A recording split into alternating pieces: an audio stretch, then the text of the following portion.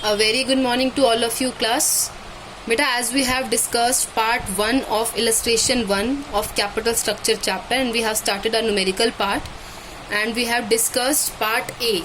So जिसके अंदर part A में बेटा हमने क्या कैलकुलेट किया था, we calculated yesterday cost of overall capital, जो हमारा ओवरऑल कॉस्ट ऑफ कैपिटल जो हमारा कितना निकला था, it came out to 10.71% and जो हमारी वैल्यू ऑफ फॉर्म थी it came out to VT 28 lakhs, है ना।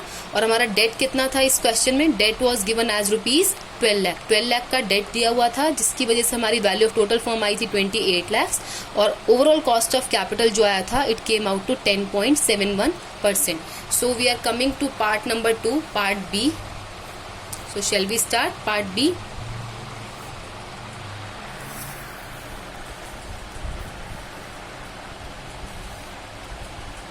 See beta, if the debenture debt is increased to, कल वाले क्वेश्चन में क्या था, आपको दे रखा था आपके 9% डिबेंचर्स दे रखे थे 12 लाख के और आपका इक्विटी कैपिटलाइजेशन रेट दे रखा था 12% का, EBIT दे रखा था, है ना। और आपको नेट इनकम अप्रोच के accordingly overall cost of capital plus value of firm निकालने थे। अभी इसी का ही बेटा जो सेकंड पार्ट है इसके अंदर हमें क्या कैलकुलेट करना है, let's see. If the debenture debt is increase to rupees 15 lakhs, मतलब है तो ऊपर वाला ही क्वेश्चन, बट अगर हम डेट को इंक्रीज कर दें 12 लाख से 15 लाख तक, पहले वाले पार्ट में हमारा डेट कितना था 12 lakhs एंड सेकंड पार्ट में हमारा डेट कितना है, it is 15 lakhs. What shall be the value of firm and overall capitalization rate according to the net income approach? अब इसने बोला कि अगर हम डेट को 15 लाख रुपीस तक बढ़ा देते हैं तो उस केस में हमारा ओवरऑल कॉस्ट ऑफ कैपिटल क्या होगा अकॉर्डिंग टू, और वैल्यू ऑफ टोटल फर्म क्या होगा according to net income approach. हमने क्या कैलकुलेट करना था बेटा, कल वाले क्वेश्चन में हमने क्या किया था, ये दो चीजें कैलकुलेट की थी, एक तो KO निकालना सीखा था और VT निकालना सीखा था, है ना। तो अभी पार्ट B को हम सेम तरीके से कंटिन्यू करेंगे जैसे हमने कल किया था, बाकी सारी स्टेटमेंट ऊपर वाली सेम रहेगी, बट एक डेट का जो अमाउंट है सिर्फ वो चेंज हो जाता है. So let's start. मैंने आपको कल बताया था जब भी हम यहाँ पे फर्स्ट 3 अप्रोचेज जो हमारी net income approach, net operating income approach और ट्रेडिशनल अप्रोच, इन तीनों का कोई भी क्वेश्चन स्टार्ट करेंगे विल स्टार्टेड विद EBIT, जिसको हम ऑपरेटिंग इनकम भी बोलते हैं, ठीक है. तो EBIT हमारा क्वेश्चन में कितना दे रखा है, रुपीज 3 लाख, जो हमारा 3 लाख दे रखा था. इसमें से मैंने क्या माइनस करा, मैंने आपको कहा था सबसे पहले क्वेश्चन स्टार्ट करेंगे EBIT से, उसमें से आप इंटरेस्ट माइनस करते हैं. पिछले वाले पार्ट में जो पार्ट 1 था उसमें आपका इंटरेस्ट बनता था 12 लाख के ऊपर 9% रेट से 1,08,000, है ना. बट आज क्या है, इसने बोला 15 लाख रुपीज तक का डेट बढ़ा दो, मतलब अब 12 लाख डेट नहीं है, नाउ द डेट इज, यानी VD जो है आपका वो कितना हो गया, अब आपका 15 लाख हो गया. 15 लाख के ऊपर KD आपका सेम है, KD को चेंज करने के लिए नहीं बोला, and KD was given as, कितना दिया हुआ था KD आपका दिया हुआ है 9%, KD is given as 9%. So I am calculating 9% of 15 lakhs, ठीक है.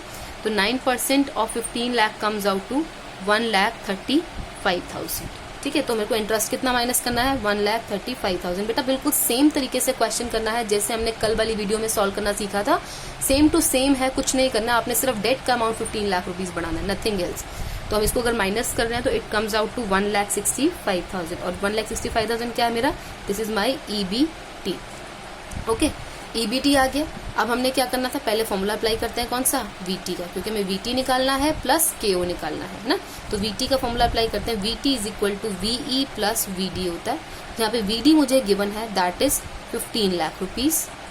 मुझे VE गिवन नहीं है तो मेरे को VE निकालना है. तो मैंने आपको एक फॉर्मूला बताया था, अगर आपको याद हो तो VE का जो हमने फॉर्मूला पढ़ा था, VE के फॉर्मूला में हमें ये फॉर्मूला पुट करते हैं, EBIT अपॉन KE, ठीक है.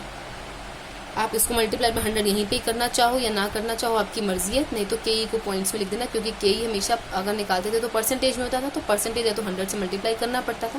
तो you can multiply it with 100 also. Okay, तो यहाँ पे VE निकाले, इन पर कैसे निकलता है, EBT मेरा कितना आया 1,65,000 upon what is KE. KE हमारा क्वेश्चन में गिवन था, जो हमें कल फर्स्ट पार्ट किया था उसी क्वेश्चन में ही वही सेम टू सेम स्टेटमेंट है, दैट इज 0.12 या 0.12 लिख लो या 12 लिखो यहाँ पे और उसको ऊपर मल्टीप्लाइड बाय 100 कर दो. 12 की परसेंटेज को लेंगे तो 100 ऊपर चला जाएगा, अदरवाइज उसको you can write it as 0.12 also.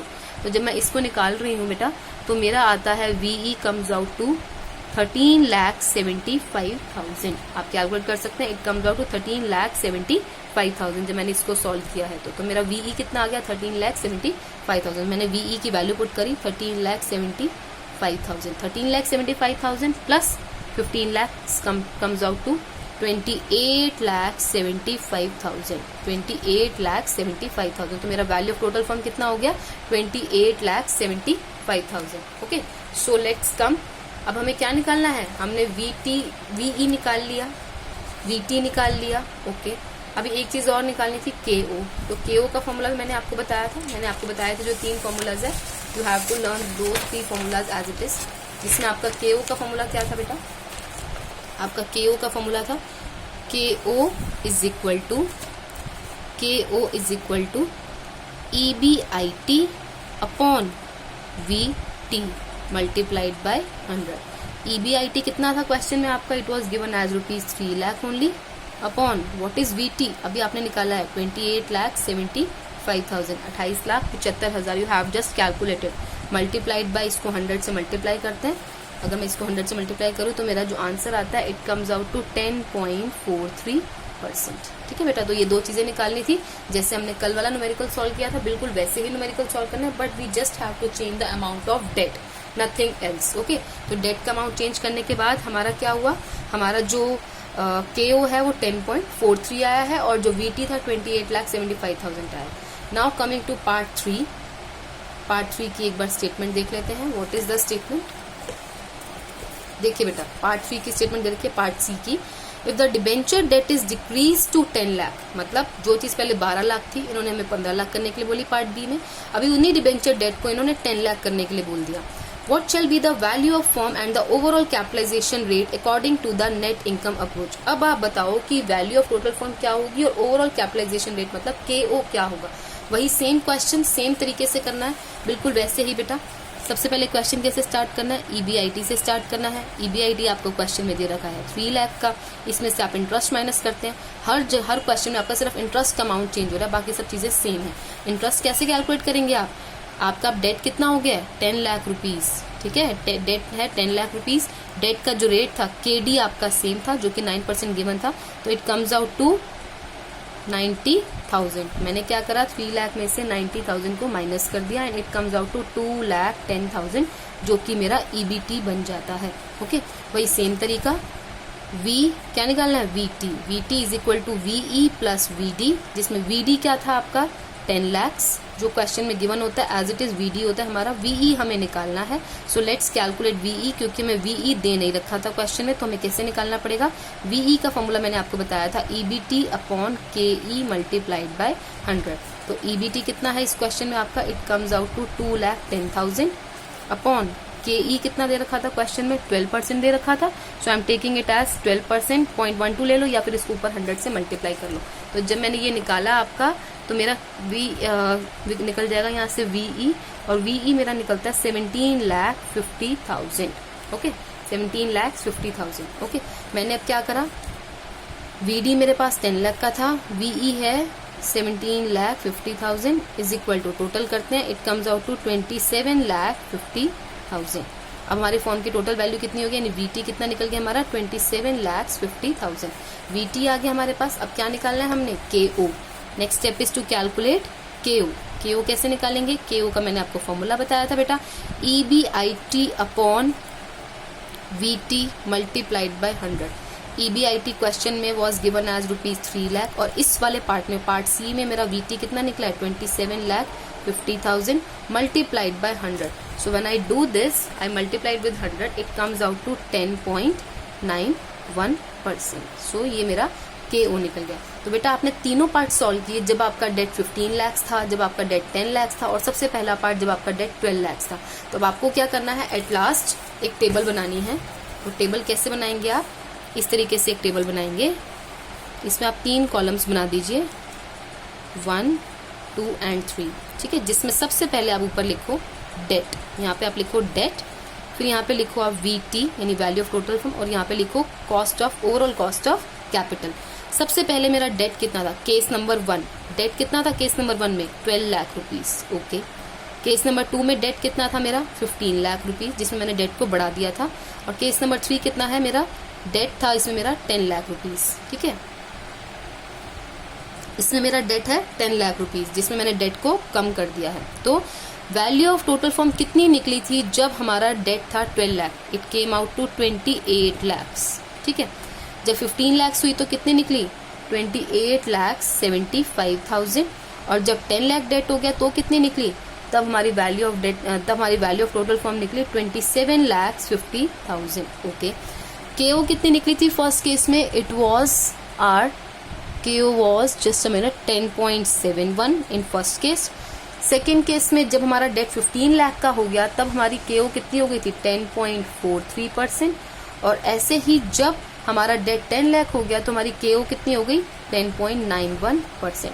अब बेटा इससे आपको कुछ कंक्लूजन लिखना है। क्या कंक्लूजन लिखना है, आप इस तरीके से टेबल बनाएंगे एग्जाम में और लिखेंगे, according to this table we conclude that if we increase the debt, मतलब जब मैंने डेट इंक्रीज किया from 12 lakh to 15 lakh, if we increase the debt the value of total firm is going to increase, जो कि 28 लाख से 28,75,000 हो गई है, ठीक है।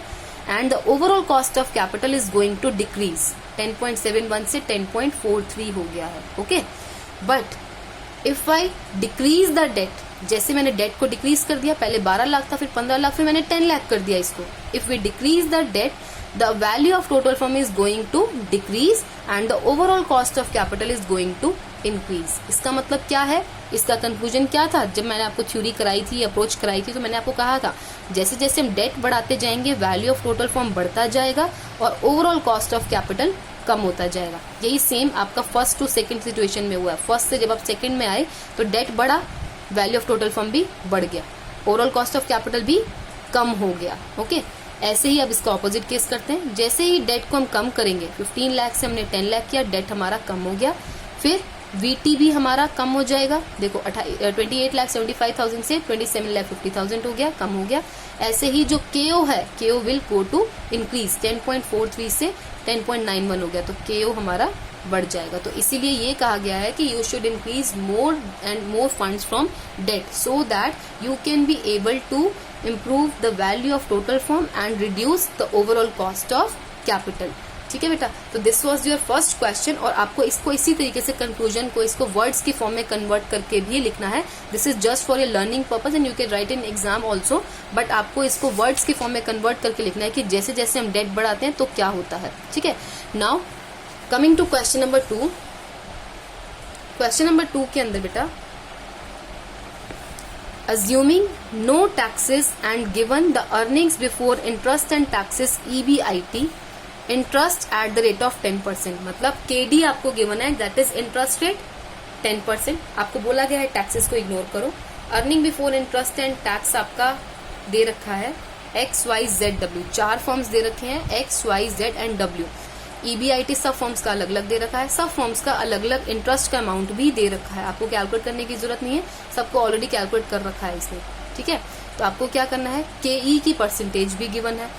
Also determine the weighted average cost of capital for each firm. Weighted average cost of capital क्या होती है बेटा, KO होती है। आपको इस क्वेश्चन में क्या निकालना है, इन चारों के चारों पार्ट्स में आपके इनफैक्ट यहाँ पे 4 क्वेश्चंस बनेंगे, form X, form Y, form Z, form W। इसमें आपको बिल्कुल सेम तरीके से क्वेश्चन सॉल्व करना है। जैसे EBIT लिया, उसमें से पहले इंटरेस्ट माइनस किया, जो जो इंटरेस्ट दे रखा था, फिर आपने VE निकालना है, VE निकाल के आपने फिर VT निकालना है, VT निकाल के आपने KO निकालना है, ठीक है। तो ये चीजें आपकी बेटा बिल्कुल सेम टू सेम वैसे करनी है आपने जैसे मैंने आपको फर्स्ट क्वेश्चन कराया है, ओके। एंड क्वेश्चन नंबर 3 अभी आप नहीं करेंगे, illustration number 3 is also there, but you will not do this. Illustration 3 को अभी आप नहीं करेंगे बिकॉज ये बेटा ट्रेडिशनल वैल्यू अप्रोच के अकॉर्डिंगली है। ये ट्रेडिशनल अप्रोच है, जो हमारी थर्ड अप्रोच है। इन्होंने गलती से यहाँ पे डाला हुआ है question, so we are not going to do this question है, we will do it when will do the traditional approach, okay. You just have to do 2 question, जिसमें से फर्स्ट इलस्ट्रेशन मैंने आपको करा दिया बेटा, and you can see the statement. You have to do illustration number 2 yourself, okay. In my next video I will cover the next approach of capital structure. Thank you class.